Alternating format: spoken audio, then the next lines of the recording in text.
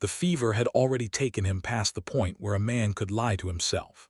Vernon Keene knew it the moment he tried to rise from the hard-packed dirt floor of his ranch house and found that his legs simply refused the command. His body, that same body that had wrestled longhorns, mended fence lines through blizzards, and hauled water from the creek in temperatures that cracked the wood of wagon wheels, had finally surrendered to something he could not punch or rope or outlast.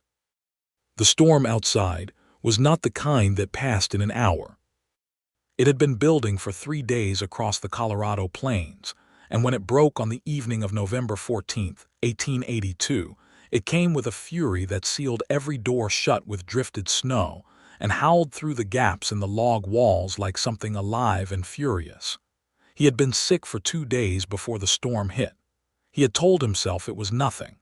Cattlemen did not get sick. Cattlemen got tired or injured or cold, but they did not lie down in the middle of a working season and admit that something small and invisible had brought them lower than any longhorn had ever managed. He had kept working. He had fed the cattle in the east pasture, broken the ice on the water troughs, ridden the fence line once more to check for breaks, and told his ranch hand Cleet Barrow to ride into the town of Red Rock Crossing to pick up the wire order that had been sitting at the general store since October. That had been 3 days ago, before the storm closed everything down. Cleet had not come back. Vernon did not blame him. No man with sense rode through what was hammering the territory right now. So Vernon Keene was alone in his ranch house, flat on his back, with a fever that turned the ceiling into something that rippled like shallow water, a chest that felt like someone had packed it solid with wet clay, and absolutely no intention of dying.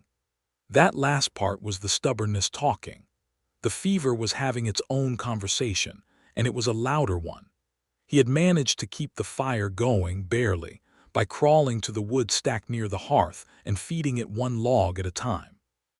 He had drank water from the bucket near the door, until the bucket was empty, and the effort of filling it from the barrel outside was no longer something his body would permit. He had eaten nothing in 2 days because the thought of food made his stomach revolt in a way that felt like a second betrayal on top of the first one. The illness had already committed against him. The wind screamed around the corners of the building. Snow had come in under the door in a thin white line that stretched halfway across the floor. The temperature inside the house had dropped to the point where his breath made small clouds above his face, even though the fire was still alive. He pulled the buffalo robe tighter around his shoulders and stared at the ceiling, and told himself he had survived worse. He had survived the flood of 1876, when the South Fork rose overnight and took 3 of his best horses. He had survived a cattle drive gone wrong in the summer of 1879 that left him alone on the Texas Panhandle with a broken leg and 40 miles of nothing in every direction. He had survived the winter of 1880, which the old-timers in Red Rock Crossing still talked about in the tone of voice, reserved for disasters that left permanent marks on the landscape of memory. But none of those times had he been this sick, while the storm raged outside and the fire shrank by the hour. He did not hear the knock the first time. He heard it the second time, 3 sharp raps against the door that cut through the wind noise like something impossible, because no one knocked on a door in a storm like this. Knocking implied a person. A person implied they had traveled to get here. Traveling to get here in this storm implied a kind of recklessness so complete that it circled back around to something that felt like courage. He tried to answer. His voice came out as a sound closer to the noise a dying animal makes than anything resembling words. He tried again. "Door's not locked," he managed, which was barely true but also exactly true, because the door was held shut by the drift of snow on the outside and the weight of the wind, and not by any bolt he had thought to throw. There was a pause. Then there was a sound of something heavy being used against the door from outside, a rhythmic thudding, and then the door crashed open in a blast of cold air and snow and wind that made the fire lean sideways in absolute terror. And through that white chaos came a figure wrapped in a heavy wool coat with a canvas outer layer, a wide-brimmed hat pressed low against the wind, and a leather satchel strapped across one shoulder that she gripped with both hands as she shoved the door back, closed behind her, and threw the bolt that Vernon had neglected. She pulled the hat from her head. Her dark hair came down with it, partially, pinned at the back of her neck, but loosened by the wind into something that fell across her shoulders in the wavering firelight. She turned and looked at him, and her eyes did the thing that good healers' eyes always do, which is assess before they speak, read the situation in a single sweep from head to foot, catalog what is wrong before a single word is exchanged.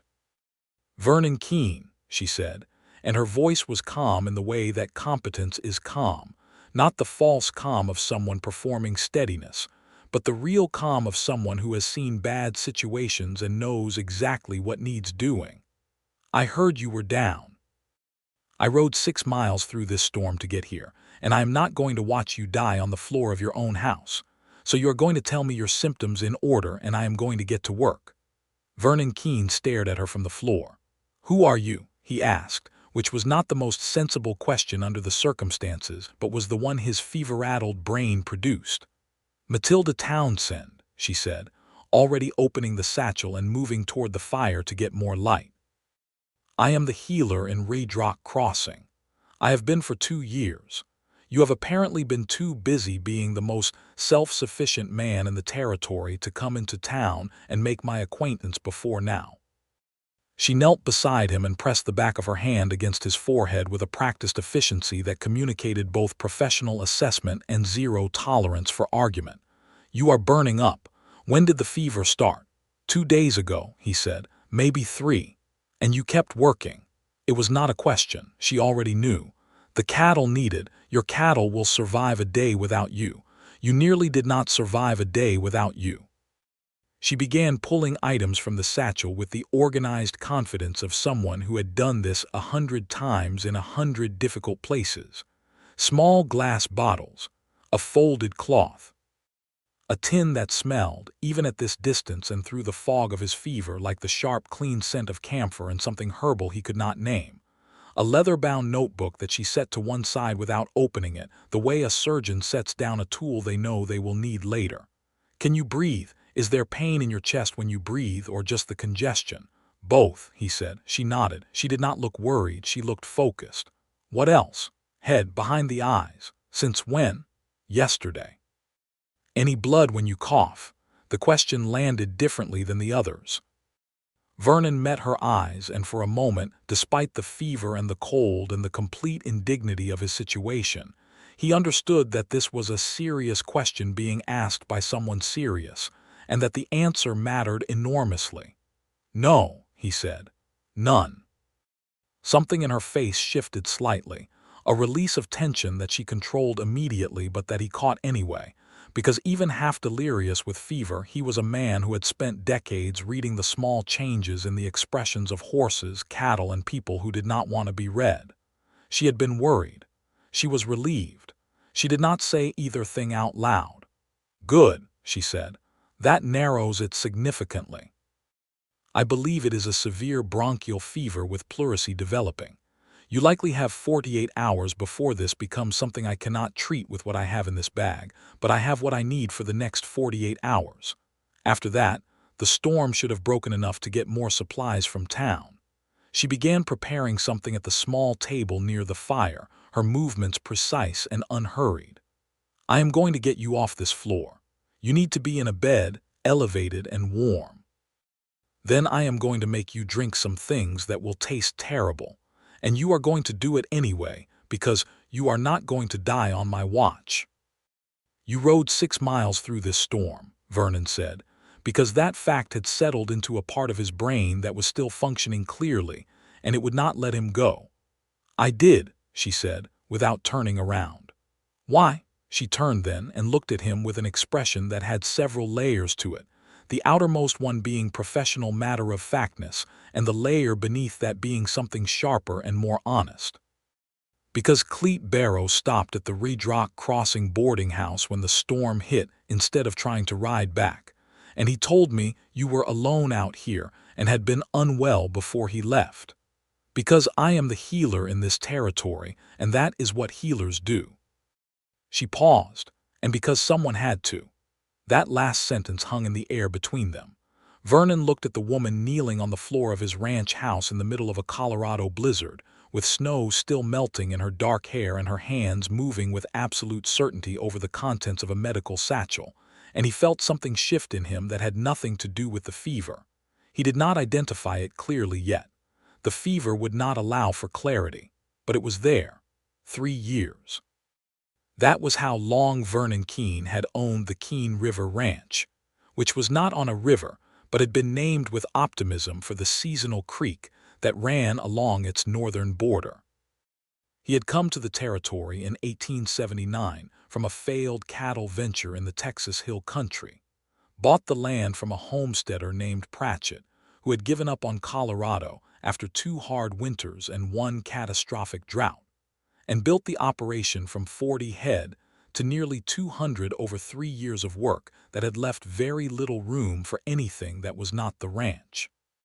He was 31 years old, and he had been, as his mother had written in her last letter from Tennessee before she passed, entirely too dedicated to solitude for a man of your age and good sense. He had put the letter in the small cedar box with the other letters, and told himself he would think about it later, which was what he did with most things that required him to examine his interior landscape rather than his exterior acreage. The truth was that Vernon Keene had built his life around competence and independence, the way other men built them around family or faith or fortune, because competence and independence had never disappointed him the way other things had. His father had been a man of tremendous promises and spectacular failures, and Vernon had grown up understanding that the only thing you could genuinely rely on was your own 2 hands and the willingness to use them without waiting for anyone else to save you from whatever you had walked into. That philosophy had served him extraordinarily well right up until November 14th, 1882, when it had left him alone on a dirt floor with a fever that was trying to kill him. Matilda Townsend had been in Redrock Crossing for 2 years, and in those 2 years she had built a reputation that was, depending on who you asked, either inspiring or unsettling.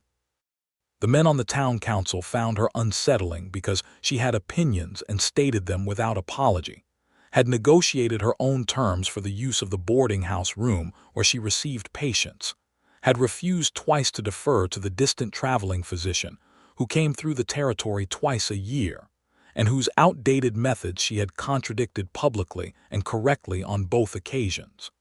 The women in town found her inspiring for exactly the same reasons. She had trained in Philadelphia at the Woman's Medical College of Pennsylvania, which was one of only a handful of institutions in the country that would train women as physicians in 1882, and she had graduated with a competence that her professors had acknowledged grudgingly, and her patients in the territory had confirmed enthusiastically. She had come west because the need was enormous, and the competition from established physicians was, in the frontier territories, essentially non-existent. She had come specifically to Colorado because her older sister had married a rancher outside of Denver, and having family within 2 days' ride had seemed, at 26, like a reasonable compromise between independence and complete isolation. She was 28 now, and she knew the human body with an intimacy and precision that most people in the territory found either miraculous or vaguely alarming.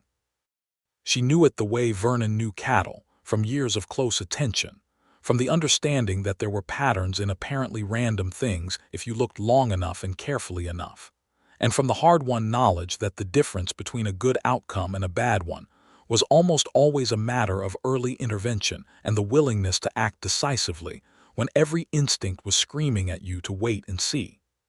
Vernon Keene had been waiting and seeing for 2 days, and he was now paying the fee for that. Getting him off the floor and into the bed in the corner of the ranch house was a negotiation that involved considerably more effort than either of them found comfortable. Matilda was strong for her size and entirely unsentimental about physical work, but Vernon was 6 feet and 2 inches of solid muscle, currently operating at approximately 15% of his usual capability, and the transition from floor to bed required both of them to work together in a way that involved more physical proximity and more frank communication than either of them were accustomed to with a stranger. "Put your arm around my shoulders," Matilda said, at one point. "You are not strong enough to. I relocated a dislocated shoulder on a man who outweighed you by 40 pounds last February," she said, without heat. "Put your arm around my shoulders, Vernon." He put his arm around her shoulders. She was warm through the wool of her coat, which she had shed by then to work more freely, and there was something about the solidity and calmness of her that helped him focus through the fog of the fever well enough to get his legs under him. She bore his weight with a steadiness that surprised him, and he was not a man who was easily surprised. They got him to the bed. She got extra blankets from the chest at the foot of it and layered them over him with efficiency.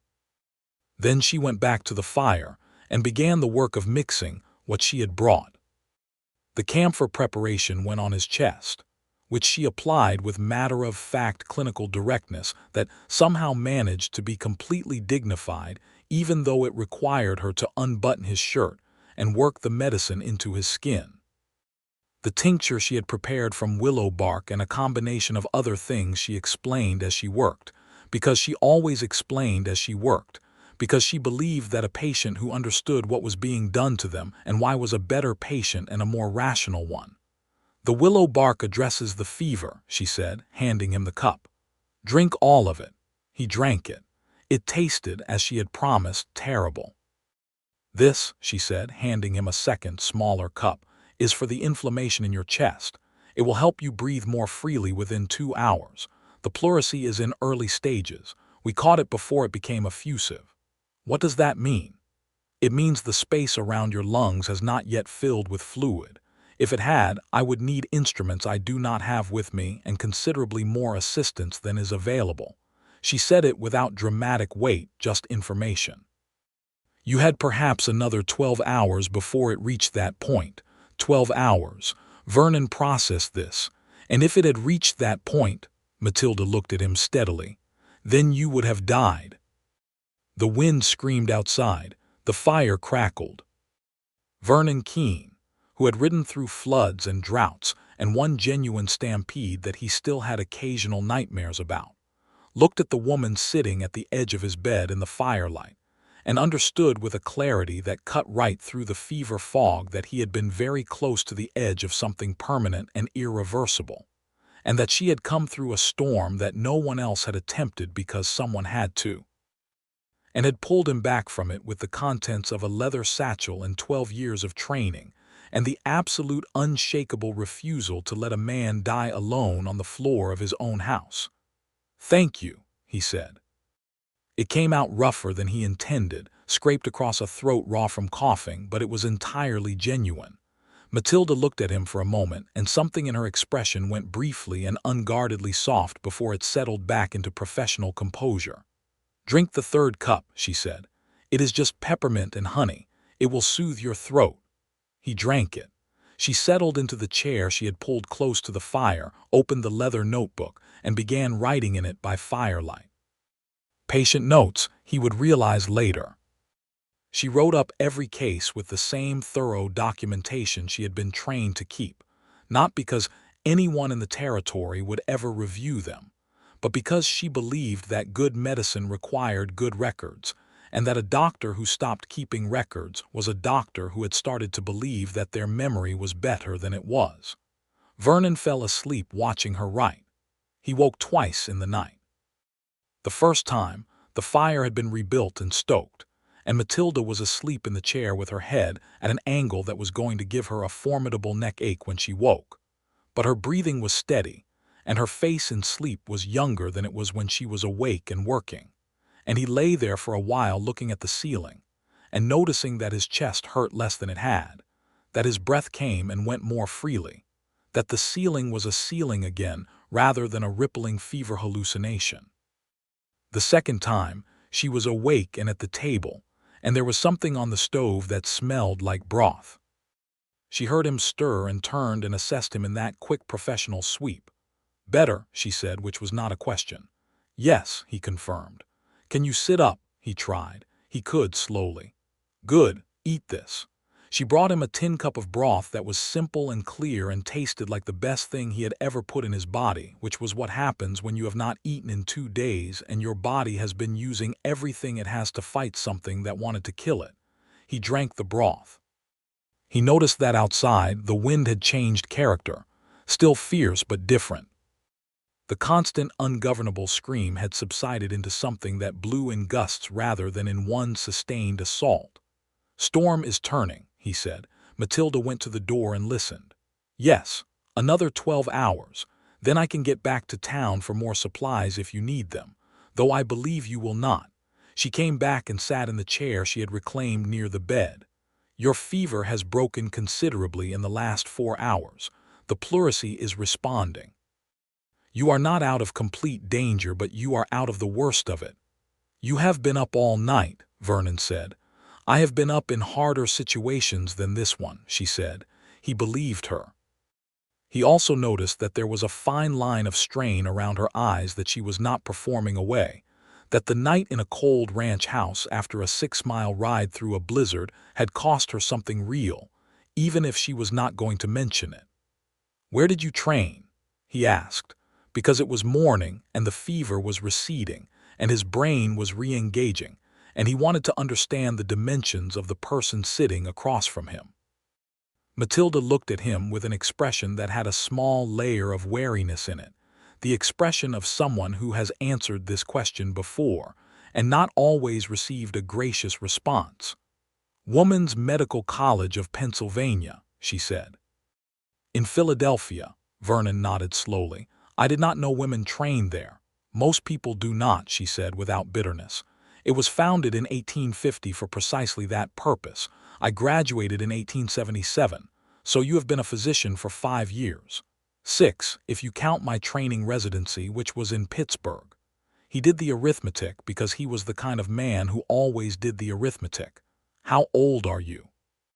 It was a blunt question, and he knew it, but he had been lying in a bed with a fever for 20 hours, and bluntness was what he had. She raised an eyebrow. "I am 28 years old, and I graduated at 22, which I imagine is what you were calculating." "I was," he admitted. "You were young." "I was not the youngest in my cohort," she said, "and I was the most prepared. My mother was a midwife in Pennsylvania, and I had been assisting in medical situations since I was 12. By the time I arrived at the college, I had seen more difficult deliveries and more serious injuries than most of my fellow students had encountered in any context." She said it without pride, as a simple statement of fact. "Medicine was never something I chose. It was something I recognized." There was a story in that. Vernon could hear it. He did not press. They had known each other for, at most, 14 hours, and he was lying in a sickbed, and this did not seem like the right moment for pressing. "Is there more broth?" he asked instead. She almost smiled. "There is." The storm broke fully by late afternoon of the following day. In the meantime, they talked. Not constantly, and not with the performed intensity of people who are aware of constructing an impression. They talked the way people talk when they are stuck together by circumstances neither of them chose. When the usual social architecture of calling cards and public introduction and polite distance has been dissolved by emergency into something more honest. Vernon asked her about her work in Redrock Crossing, and she told him about the cases with the clean, clinical detachment of someone describing an interesting puzzle that she had been privileged to solve. He found himself following the medicine more closely than he expected to. She had a way of explaining it that was not condescending, that assumed the listener was intelligent and simply lacked information, and that assumption felt, to Vernon, like a form of respect that he had not particularly anticipated. She asked him about the cattle operation, and he described it with the same unornamented precision she used for medicine. The logistics of managing 200 head through a Colorado winter, the particular challenges of the territory, the mathematics of hay storage and water management, and the careful timing of selling that made the difference between a profitable year and a break-even one. She listened with real attention, asked specific questions that told him she was genuinely thinking about what he was saying rather than simply performing interest, and at one point made an observation about the water management at the east pasture that was, he realized with a small jolt, more efficient than what he was currently doing and entirely correct. "How do you know about?" he started. "My brother-in-law runs cattle outside Denver," she said. "I have spent considerable time watching and asking questions. I find systems interesting. The medicine and the ranching are not as different as people think. Both of them are fundamentally about understanding the relationship between conditions and outcomes." Vernon thought about that for a while. On the morning of the second full day, when the storm had gone down to nothing more than a steady cold wind and the light through the frost-edged windows was clean and pale, Vernon was sitting up in bed, eating actual food that Matilda had prepared from the sparse stores in his kitchen, and his fever was gone. Not improved. Gone. His chest still ached when he breathed deeply, but the drowning quality of the past 4 days had lifted, and he felt hollowed out and tender in the way you feel after a serious illness when the body is doing the work of rebuilding. Matilda was repacking her satchel in the methodical way she did everything, each item back in its specific place. "You are going," Vernon said. "I need to return to town. I have patients who cannot come to me in weather like this and who have been waiting." She clipped the satchel closed. "You need to rest for at least 4 more days. No heavy work. No riding in cold air. Keep the fire well fed and eat regularly. If the chest pain worsens or the fever returns, you send Cleet Barrow to me immediately and you do not wait." She looked at him directly. "Do you understand?" "I understand," he said. And then, because it was true and it needed saying, "You saved my life, Matilda Townsend." She picked up her satchel. She put on her coat. She picked up her hat. She was almost to the door before she turned, and there was something in her expression then that was entirely unguarded, something that looked, in the winter morning light, like the brief acknowledgement of a feeling she had not fully given herself permission to name. "Rest," she said, "and try not to nearly die alone on your floor again. There is not always going to be someone close enough to ride to you in time." She went out into the cold, pale morning.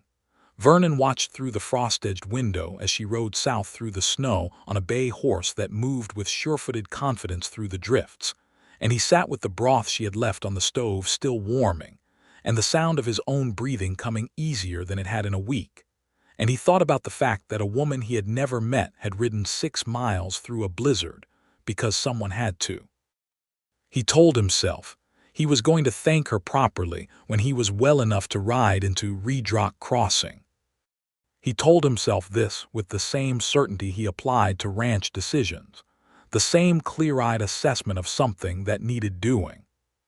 He went to town 3 weeks later, which was 2 weeks and 3 days later than he had planned, because the aftermath of the pleurisy was slower than he expected, and Matilda had been absolutely correct that he needed to rest, and he had been absolutely himself about not resting as thoroughly as he should have, and the result was a setback that cost him the better part of a week, and confirmed everything she had told him about the seriousness of what had happened. Cleet Barrow, who was 23 and had worked on the Keene River Ranch for 18 months, and who had, in that time, developed an excellent ability to read Vernon's moods, took one look at his employer saddling the roan for the ride to Redrock Crossing on a clear December morning, and said nothing at all, which was the most eloquent response available to him. Redrock Crossing was a town of approximately 400 people arranged along a main street and 3 cross streets, with a general store, a saloon, a livery stable, a barber, a church, a small schoolhouse, and the boarding house where Matilda Townsend kept her practice in 2 rooms on the ground floor. Vernon tied up the roan in front of the livery and walked the main street with the deliberate pace of a man who knows what he is going to do and is not performing uncertainty about it. He found her in the room she used for examinations, and she was not alone. There were 3 people in the waiting area outside her door, and through the thin wall of the boarding house, he could hear her speaking to a patient in the calm, explanatory tone he already recognized.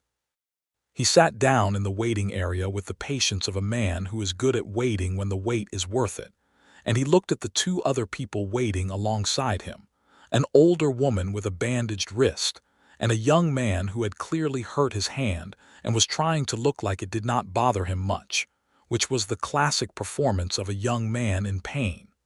When it was his turn, he went in. She was at her table making notes, and she looked up, and for a moment her face showed the same thing it had shown when she turned back at the door of his ranch house on that winter morning, that brief, unguarded flicker before the professional composure closed back over it. "Vernon," she said. "Sit down, let me look at you." "I am well," he said. "I came to thank you properly." "Sit down anyway," she said. "Let me confirm that." He sat down. She examined him with the same focused efficiency she brought to everything, listened to his chest with the stethoscope she had brought from Philadelphia, took his temperature with the clinical thermometer she kept in a special case, asked questions and listened to the answers. Then she sat back and wrote something in her notebook and looked at him. "You are well," she confirmed, "though you had a setback." "I did," he said. "You went back to work too soon." "I did," he said. She looked at him steadily. "I told you 4 days. I know." It was not a suggestion. "I understand that now," he said, with a gravity that was entirely genuine. "I am sorry. I am also here to ask if you will have dinner with me at the hotel dining room this evening, because you saved my life and I would like to thank you properly and also, I find, talk to you more." The last part had come out with more honesty than he had planned. He watched her process it. Matilda set her pen down carefully. She looked at him with an expression that was doing several things at once: the assessment, the wariness, the something beneath the wariness that was not unwilling. "I do not generally dine with my patients," she said. "I am no longer your patient by your own determination as of 3 minutes ago," Vernon said. A pause, then, "That is technically accurate." "I have been informed that I am technically accurate fairly often," he said. "It is considered one of my better qualities." Something happened at the corner of her mouth that was not quite a smile but was traveling in that direction. "Who told you that?" "Myself, mostly." She looked at him for a long moment. Outside, through the thin wall, the sounds of Redrock Crossing went about their business. A wagon passing on the street, someone calling to someone else across the way. The ordinary sounds of an ordinary frontier town doing what frontier towns do in December. 7 o'clock, she said. "I have 2 more patients this afternoon." Vernon nodded. He stood. He picked up his hat from where he had set it on the table. 7 o'clock, he said. "I will be there." He was there at 6:53, which was as close to on time as his natural impatience would permit, standing in the lobby of the Redrock Crossing Hotel with his good coat on, and his hat in his hand, and an unusual feeling in his chest that was entirely unrelated to pleurisy. It was something closer to anticipation mixed with a kind of careful nervousness that he had not felt in a long time, possibly ever in this particular form, which was the nervousness of a person who has met someone extraordinary and is aware of the possibility of disappointing them. Matilda arrived at 7 exactly, having exchanged her working clothes for a dark green dress that was cut simply and well, with her hair pinned up in a way that was more formal than the wind-blown practical arrangement he had seen at the ranch. She looked, in the amber light of the hotel lobby, like someone who had never been anything other than entirely herself, which was, Vernon was coming to understand, the most accurate possible description of her. They ate dinner at a small table by the window. The food was what the hotel dining room produced, which was adequate rather than exceptional, and neither of them particularly noticed, because the conversation had the quality that very good conversation has of making its surroundings irrelevant. She told him about the case she had been working on that week, a persistent fever in a family on the south edge of town that she had eventually traced to contaminated well water, which was a conclusion she had reached through a process of systematic elimination that she walked him through as if presenting the logic of it was as interesting as the outcome. And it was, because the logic was genuinely interesting. He had never had a dinner conversation in his life that involved the transmission of waterborne disease and the chemistry of well contamination, and he found himself engaged in a way that had nothing to do with the subject matter and everything to do with the mind presenting it. He told her about the cattle operation with the same detail he had used at the ranch, but now from a position of full cognitive function rather than fever, and she asked the same quality of questions she had asked then, sharp and specific and genuinely curious, and offered 2 more observations about pasture rotation that were, again, better than what he was doing. "Where are you getting this?" he asked, the second time. "My brother-in-law Robert is excellent at pasture management," she said. "He has also given me a great deal of credit for observations that were based on things I read in agricultural journals, rather than anything particularly original to me. I believe I am passing along borrowed wisdom." "It is good wisdom," Vernon said. "I am going to use it." "Give Robert the credit," she said. "I will give you the credit," he said, and there was something in the way he said it that went slightly past the merely conversational, a weight that was not heavy but was present, and she heard it. She looked at him across the table in the amber light of the hotel dining room, and the professional composure was present but thinner than it had been, like ice in late winter that still holds but has begun to show the character of what lies beneath. "I should tell you," she said, with the directness that was apparently simply how she operated in every register, "that I am not in Redrock Crossing temporarily. I am here permanently, or as permanently as I intend to be anywhere. I built my practice here and I intend to keep it and build it further. I am not a woman who is waiting for something else to happen." Vernon looked at her steadily. "I know that," he said. "It is one of the things I most respect about you." A silence. "Not uncomfortable. What are the others?" she asked. "The fact that you rode 6 miles through a blizzard," he said. "The fact that you explained every single thing you were doing and why. The fact that you told me the truth about how close I was to dying without softening it because you thought I could not handle it. The fact that you were right about every single medical decision you made. The fact that you were right about the pasture rotation." He paused. "And the fact that when you asked me if there was blood when I coughed, the way you controlled your expression when I said no, you had been genuinely frightened that the answer would be different, and you handled it without letting it show because you did not want to frighten me." Matilda looked at him. She was very still. "I did not think you had noticed that," she said. "I notice things," he said. "It is a requirement of the cattle business." Something shifted between them, some invisible arrangement of the space, and they both felt it and neither of them looked away. "I should get back," she said, eventually, though she did not move. "I have an early start tomorrow." "I have to ride back to the ranch," he said, though he did not move either. Outside, the December night was clear and cold, and full of stars. The kind of sky that the Colorado Territory produced in winter that made you understand why people came out here despite everything the territory required of them, despite the hardship and the isolation and the storms that came down without warning and sealed everything shut. They left the hotel together and stood on the street for a moment in the cold, and Vernon said, "May I call on you again?"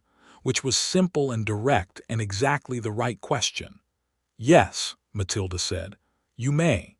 He called on her every Wednesday and Saturday for the next 2 months.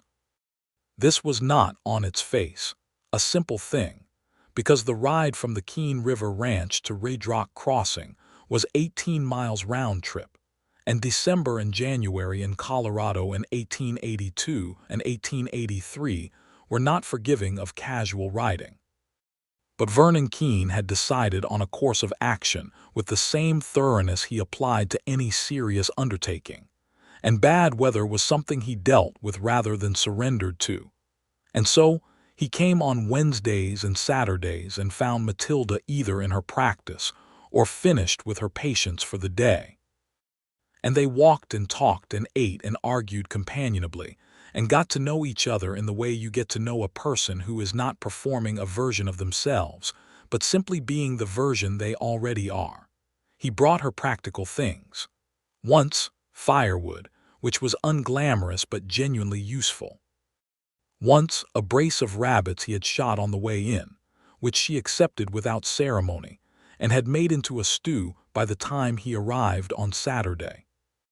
Once, a copy of an agricultural journal he had been carrying around for 3 weeks with a dog-eared page, because there was an article in it that he thought she would find interesting based on something she had said about the relationship between water quality and disease, and she sat reading it while he drank coffee at her table, and she made small, sharp noises of intellectual assent that he found, without any rational explanation, one of the most pleasant sounds he had ever heard in his life.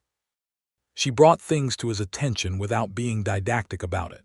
She mentioned, in passing, that Clete Barrow had a persistent cough that had been going on too long, and that she would appreciate it if Vernon would send him in to see her, which she phrased as a professional observation rather than a concern, but which was both. He sent Clete in the following week, and it turned out to be a minor lung inflammation that Matilda cleared up in 3 weeks, with medication and instructions that Clete followed with considerably more obedience than his employer had demonstrated. She mentioned, also in passing, that the man who ran the general store, a thin, anxious man named Garfield Prout, was showing symptoms of something she was monitoring, and that she appreciated Vernon's not discussing her patient's business with anyone, which she said with an absolute certainty that he would already know this, that he found quietly gratifying. In February, on a Saturday when a light snow was falling and Matilda had finished early and they were walking the length of the main street and back in the unhurried way they had developed, she said, without preamble, "Tell me about your family." Vernon looked at the falling snow for a moment. "My father was a man who was better at large promises than small consistencies," he said. "My mother was a woman who kept everything together while pretending nothing needed keeping together. She died 2 years ago. I have a brother in Tennessee who I write to at Christmas and who writes back in March, which is the general tempo of our relationship. Are you angry at your father? I was. I am not anymore. He did what he could with what he had, and it was not enough for what the situation required. I understood that when I was about 25. It made him smaller and it made the anger unnecessary." Matilda thought about this. "That is a generous reading." "It is an accurate one," he said. "Generosity implies I gave something up. I gave up an anger that was costing me more than it was worth, which is not generosity, it is just good accounting." She looked at him sideways with the expression he had come to know as her thinking face, the slight narrowing of the eyes that meant she was examining something from a different angle. "You apply accounting logic to a remarkable range of situations." "It is a useful framework," he said. "Tell me what it says about this," she said, and she stopped walking, and he stopped beside her, and she turned and looked at him directly in the falling snow with her breath making small clouds between them. "About coming 18 miles twice a week for 2 months. Vernon met her eyes. "The accounting is straightforward," he said. "The return on investment is significant enough to justify the expenditure." Something in her expression cracked open into something warmer. "That is simultaneously the least romantic and most honest thing anyone has ever said to me." "I am working on the romantic part," he said. "The honest part comes naturally." She laughed, which was not something she did often and was, when she did it, entirely genuine, the kind of laugh that a person produces when something has genuinely surprised them into joy rather than merely pleased them in a social way. Vernon Keene heard it and felt something in his chest that was entirely different from the sensation of pleurisy and considerably more alarming in a way that was also somehow not alarming at all. "Matilda," he said. "Yes," she said, which was not an answer to a question he had asked yet, but which was, he understood, an answer to the question he was about to ask. He kissed her in the falling snow on the main street of Raydrock Crossing, which was visible to several people including Garfield Prout through the window of the general store, and the widow Marsh, who was coming out of the church with her prayer book, and Cleet Barrow, who was coming out of the livery stable, and stopped dead, and then very diplomatically turned around and went back in. It was a brief kiss, careful and certain, and when they separated, Matilda looked at him with an expression that was entirely private and entirely hers, and that he would spend a considerable portion of the rest of his life trying to be worthy of. "I should tell you," he said, "that I have been thinking about asking you to marry me for approximately 6 weeks." She raised an eyebrow. "And what has been stopping you? The concern that you would say no and I would lose the Wednesday and Saturday arrangement, which I have come to value significantly." A pause. "What is the current accounting assessment?"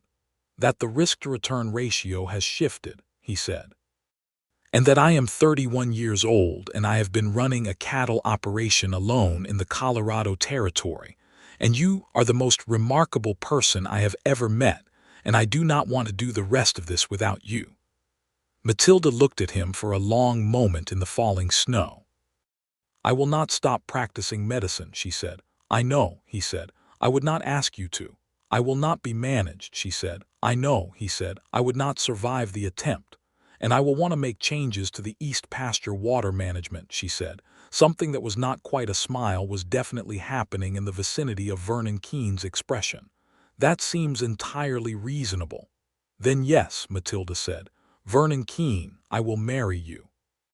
They were married in March of 1883 in the Raydrock Crossing Church, on a morning when the last of the winter had pulled back, and the first thin light of a Colorado spring was coming in through the church windows at an angle that made the dust in the air look like something precious. The ceremony was conducted by Reverend Albright, who was a spare and practical man who had married a surprising number of couples in his time, and who had developed a way of conducting a ceremony that was neither overlong nor underfeeling. Matilda wore a dress the color of pale cream that she had ordered from Denver through the general store catalog, and her dark hair was pinned up with small white flowers that her sister, who had come down from Denver with her husband Robert for the occasion, had arranged that morning.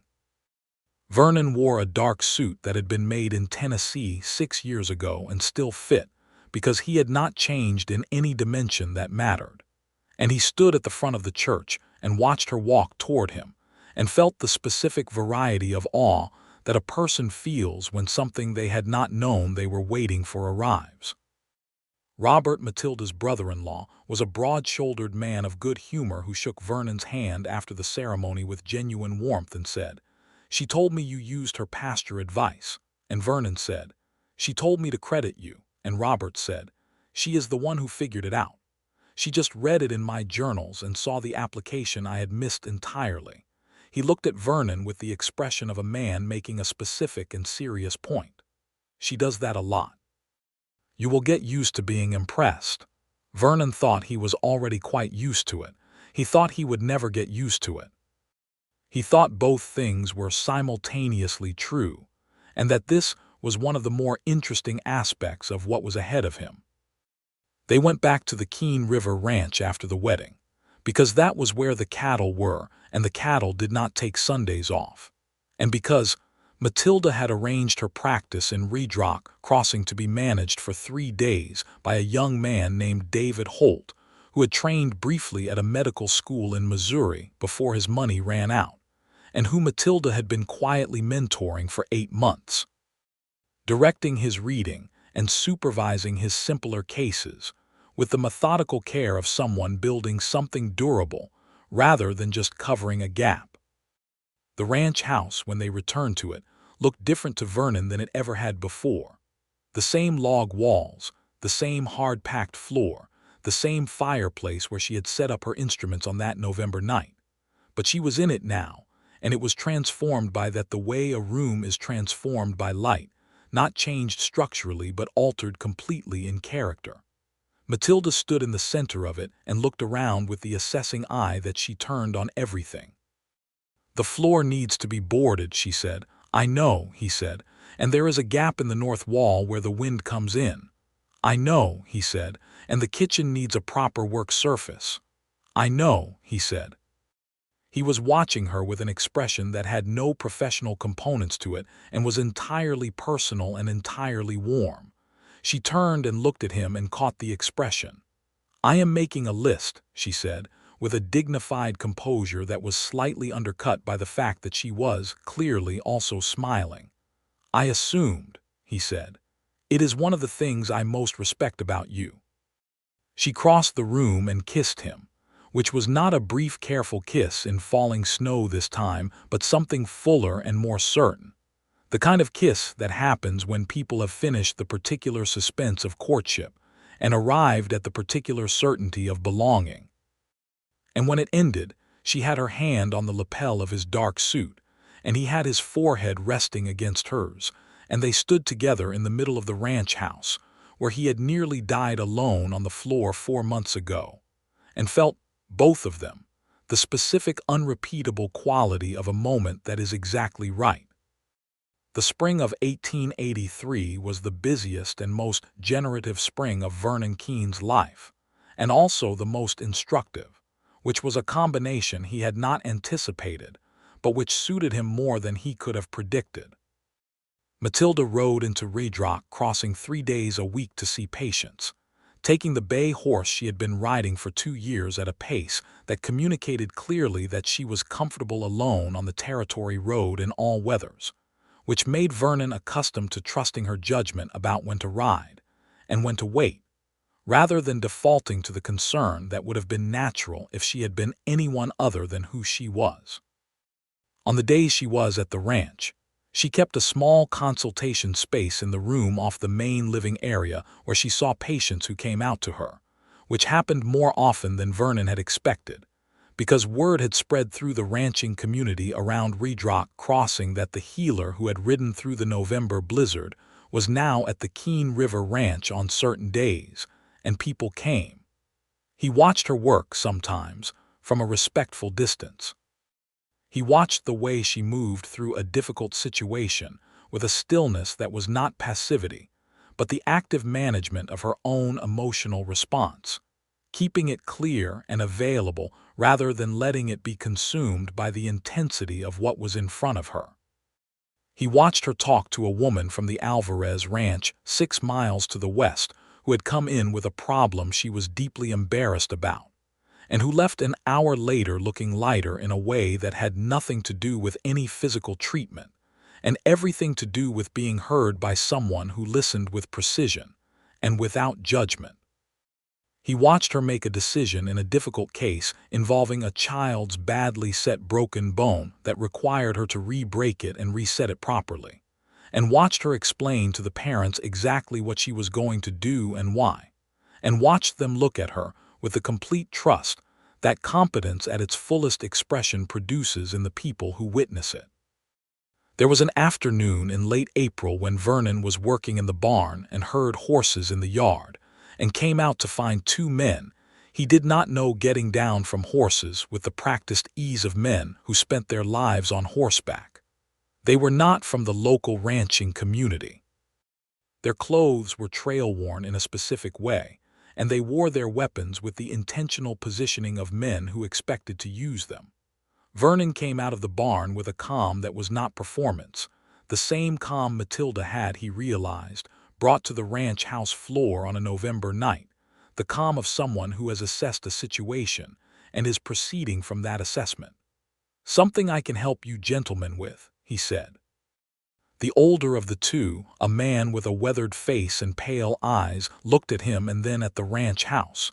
"We heard the woman doctor is here sometimes." "She is here today," Vernon said. He did not move from where he was standing. "She is with a patient at present. What is the nature of your need?" The younger one shifted in a way that communicated pain rather than threat, and Vernon revised his assessment slightly. One of them was hurt, the other was accompanying him. "My brother took a bad fall," the older one said. 3 days ago, something is wrong with his breathing." "Come in," Vernon said. "I will tell her you are here. She will see him when she is finished with her current patient. He was not particularly naive about men who wore their weapons like working tools rather than accessories. He was also not going to let someone suffer unnecessarily because he was suspicious of their intentions. He got them water and a place to sit and told Matilda through the door of her consulting room that she had 2 men waiting, one of whom appeared to have a respiratory injury from a fall, and let her make the rest of the decision. She saw them. The younger one had indeed taken a severe fall from a horse, and had cracked ribs that had been healing improperly for 3 days, and had begun to cause the kind of breathing difficulty that Matilda recognized and addressed with confident efficiency. When she was done, she gave the older one instructions for his brother's care in the days ahead, and charged them a fee that was fair but not free, because Matilda had a firm and considered position that accepting payment for her work was not greed but the maintenance of a professional standing that protected both her and her patients. When they were gone, Vernon said, "Did you ever consider that they might have been dangerous?" "Of course," Matilda said, cleaning her instruments. "I considered that when you came to tell me. The younger one was in genuine pain, and the older one was frightened for him. Dangerous men in that combination are generally focused on their immediate problem rather than creating new ones." She put the last instrument away. "Were you worried?" "I was watching from the kitchen," he said. She looked at him. "You were what?" "I was in the kitchen where I could be at the door of your room in approximately 3 seconds if the situation had changed," he said. "I was not interfering. I was available." Matilda looked at him for a long moment, and the expression on her face was something he had come to know well over the months, the layered assessment that started at the surface and went deeper, and what it arrived at this time was something that was warm and specific and entirely private. "That is," she said, "a reasonable arrangement." "I thought so," he said. She kissed him on the cheek, which was a habit she had developed in the domestic currency of their days together, the small physical punctuation of moments that mattered. He found it, every time, the most uncomplicated form of happiness he had ever experienced. Summer came and the ranch was busy in the way summer ranching in Colorado Territory is busy, which is to say relentlessly, and with the specific quality of work that has its own rhythm and requires your whole self to be present in it. Vernon worked the cattle with Cleet and a second hand he hired in May, a quiet young man named Jacob Flores from a Mexican ranching family south of the territory line, who knew cattle with the deep knowledge of someone who had been born into it, and had his own opinions about water management that were, Matilda noted when she met him, very similar to Robert's. Vernon added them to the rotation, and the east pasture yielded better that summer than it had in any of the 3 previous years, which he noted in his accounts with satisfaction, and did not fail to acknowledge, was the result of advice he had received on a cold December walk.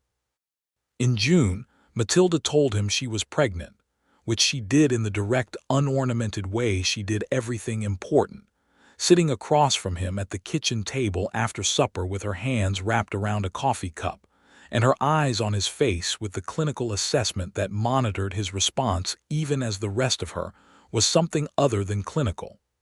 Vernon set down his own coffee cup. He felt the news arrive in him like the November storm had arrived, something large and transformative that changed the character of everything around it.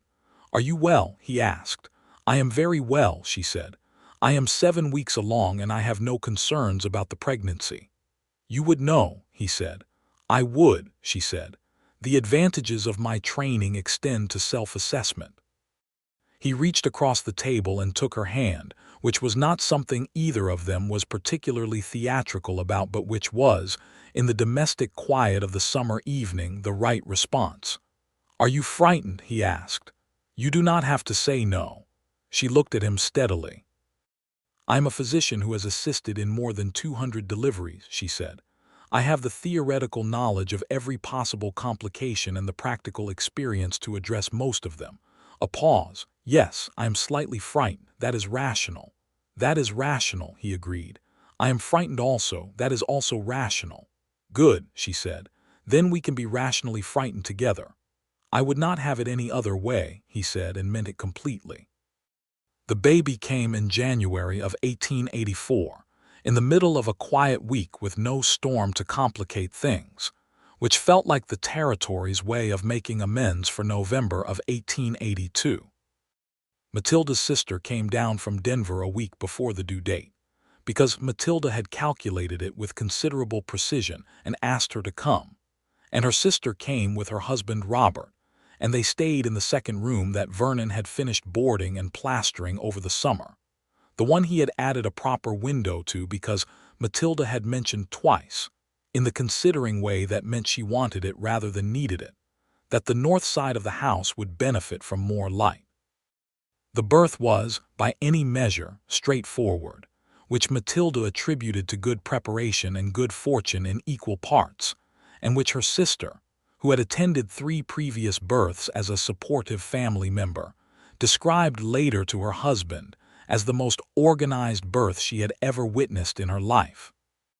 Because Matilda had prepared everything in advance with the same methodical thoroughness, she brought to every medical situation, and had talked herself through the process with a calm that was perhaps slightly more forced than her ordinary calm, but held entirely. Vernon was present, which was not common in 1884 but which Matilda had simply stated she wanted, and so he was there, and the baby arrived, and it was a boy. They named him Thomas Keene. Vernon held his son for the first time with the careful gravity of a man who has dealt all his life with large and difficult things, and is now holding something small and completely vulnerable, and is aware of the specific quality of responsibility this represents, which is different from the responsibility of cattle or land or even another adult, which is unconditional and permanent, and asks nothing in return for the asking. He looked at Matilda, who was tired in the deep way that comes from significant physical effort and who was watching him with her son in his arms with an expression that had no professional components whatsoever. "Thomas," he said, "after your father?" Matilda asked.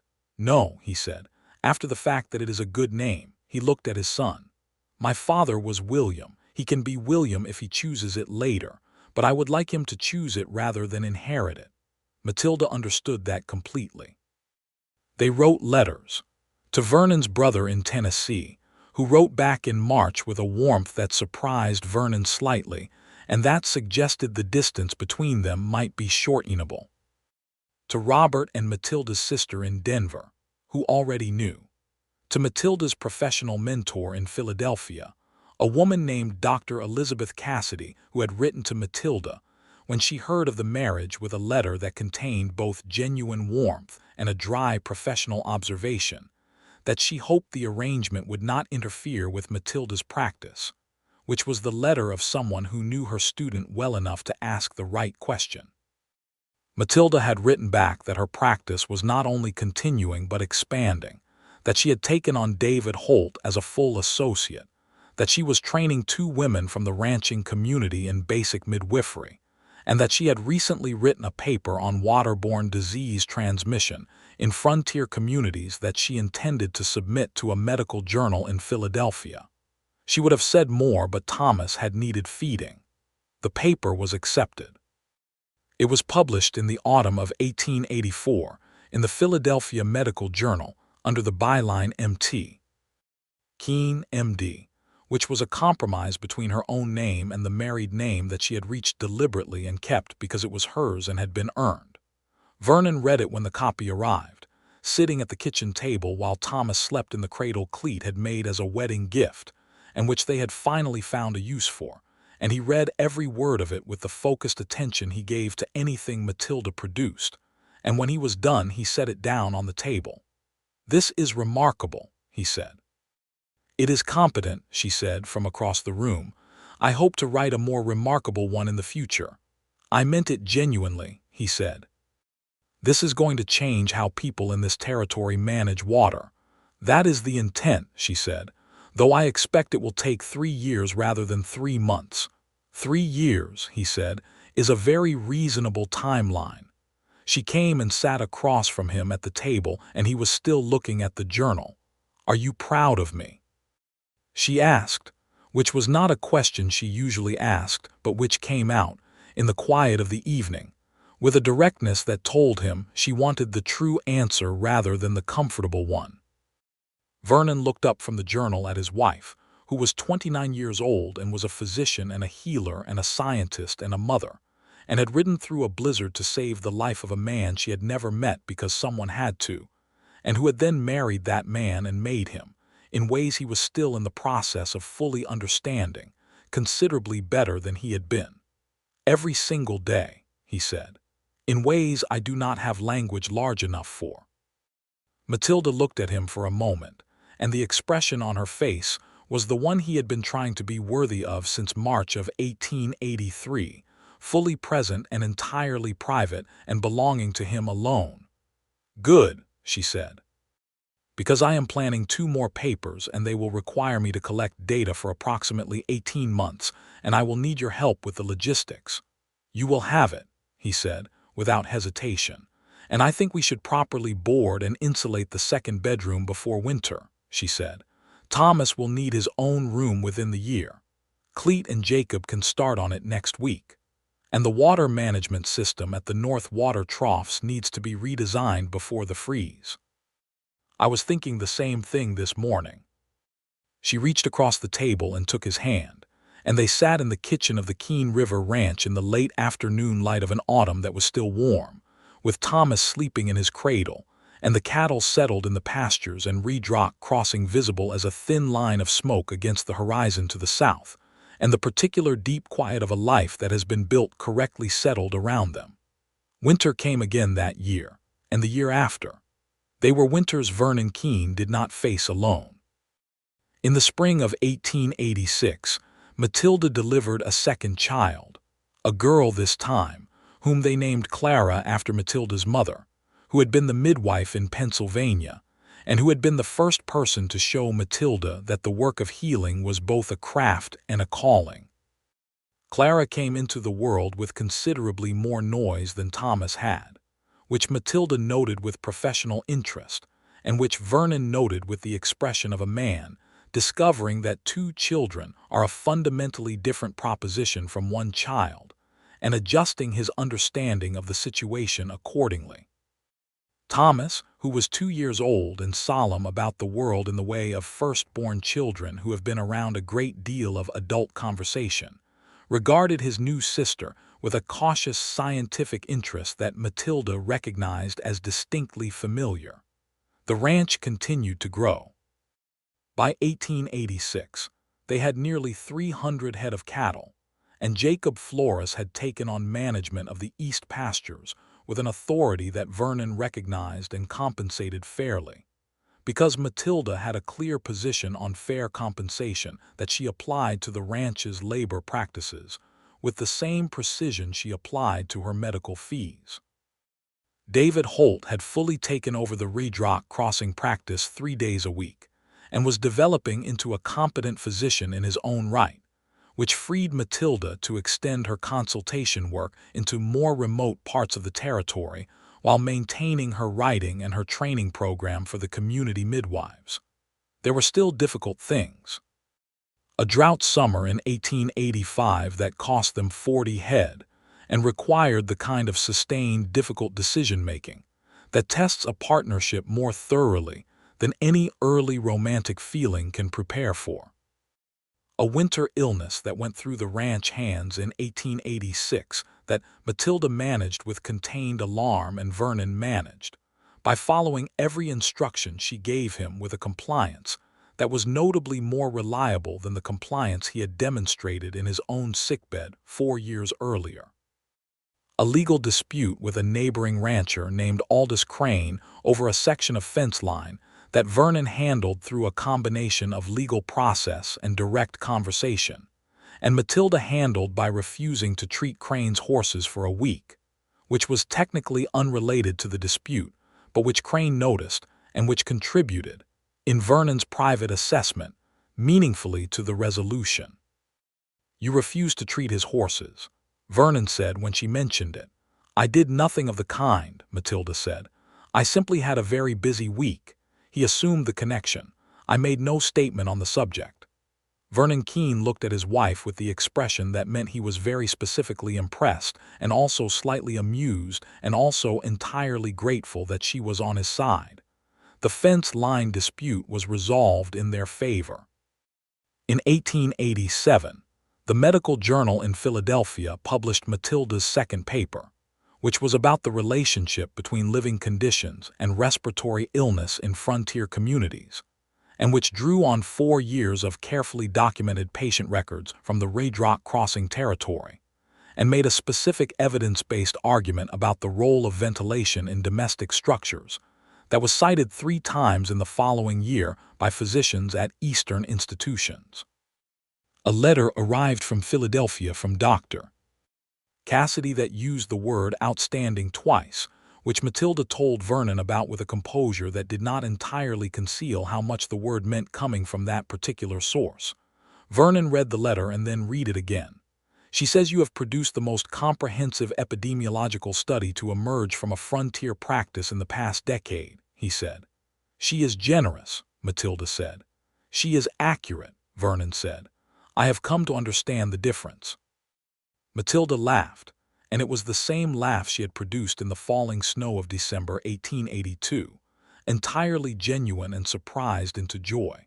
And Vernon Keene, who was 35 years old and had been married for 4 years and was the father of 2 children, and ran a cattle operation of nearly 300 head on the Colorado Territory plains, felt the same thing in his chest he had felt the first time he heard it, which was the specific, unrepeatable combination of warmth and awe, and the settled certainty that he was exactly where he was supposed to be. He crossed the kitchen and kissed her, and Thomas, who was 3 and had been watching this particular domestic exchange with the same measured assessment his mother brought to most things, made a noise of protest that was mostly theatrical. "Quiet, Thomas," Vernon said. "Yes," Matilda said. "Your father is right, this once."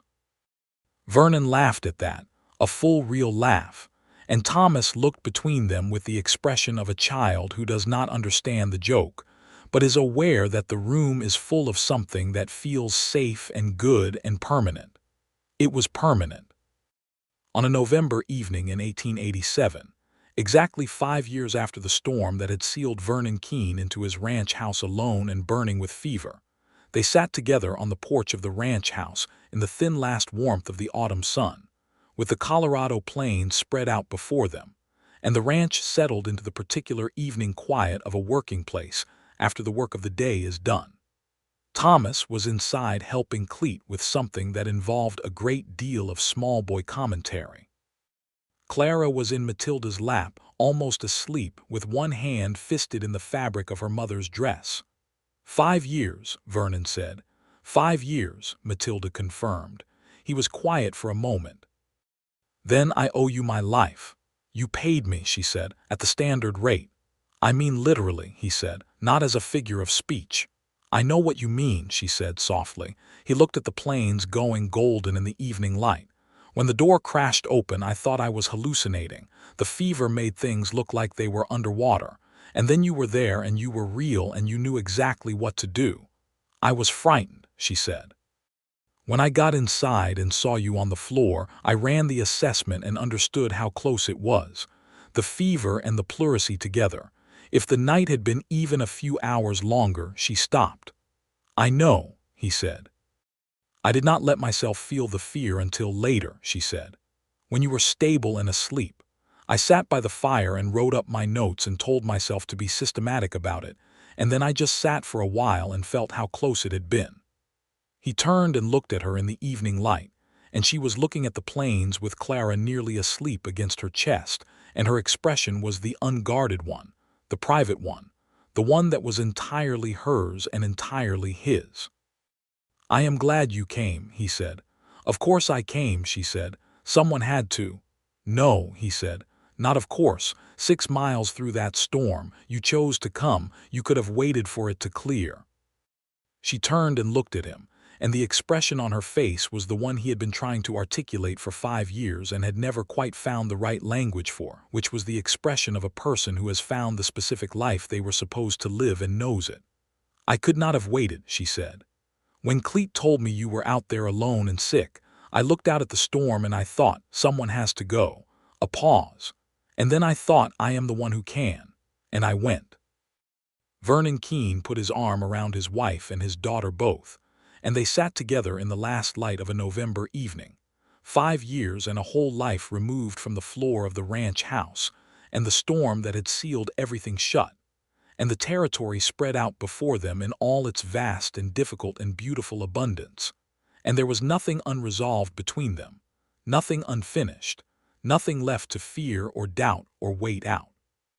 The stars came up over the Colorado plains one by one as the light faded, the same stars that had been there on every night of the difficult years, the beautiful years, the building years, the years that had made the two of them into something together that neither of them had been able to build alone. Inside the house, Thomas's voice rose in some small dispute with Cleet about something that was clearly very important to Thomas and considerably less important to Cleet. Clara stirred against Matilda's shoulder and sighed the deep, satisfied sigh of a sleeping child who has no idea, yet of the size and strangeness of the world she has been born into. Vernon and Matilda sat on the porch of the Keene River Ranch in the Colorado dark, and the fire inside threw warm light through the window, and the cattle were settled in the pastures, and the horses were in the barn, and the stars were out, and there was no storm coming. There was nothing coming but the ordinary, extraordinary, ongoing work of a life fully and freely and wisely chosen, and every part of it, every hard morning and easy evening and difficult decision and small domestic joy, was exactly, precisely, entirely enough.